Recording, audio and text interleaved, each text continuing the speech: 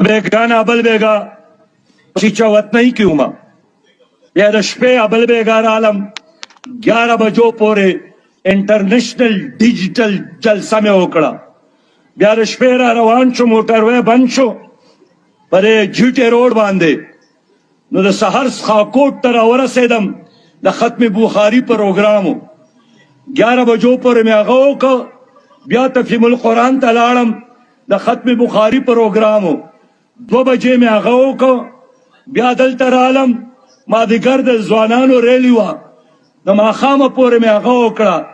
بیا د ماښام نه پس بېګا ټکسلا ته لاړم او د 11 بجو پورې مې په ټکسلا کې جلسه وکړه.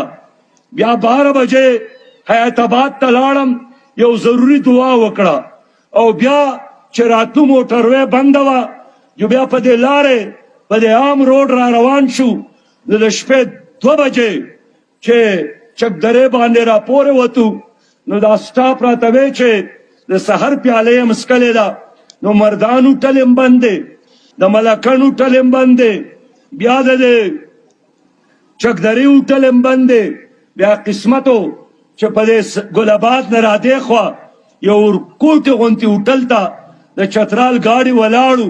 نو هلته چې ورکوشو نو چې هغه څه پاتې شوي وو د خلکو نه، نو هغه زما د ډریور او د ما ملګرو پې ګزاره وکړه. او چې ته ملګرو ته را رسېدو نو 3 بجې د شپې وې. او سحر بیا ریحانپور ته تلم او بیا بره شکرتنګي ته تلم او نن ستاسو په مخ کې ولاړم. ایرونو مزدورم 8 غنټې کار کوي، خو زه د دې وطن د ولس د ترقۍ دپاره په 24 غنټو کې 20 غنټې کار کوم. زه ستاسو نه تعاون غواړم، زه ستاسو نه مرسته غواړم. او زه په دې خپل ژوند کې یو ښکلی پاکستان، یو کرپشن فری پاکستان، د تعلیم په رڼا باندې منور پاکستان، یو باوقاره پاکستان چې پاسپورټ باندې تاسو فخر کوئ.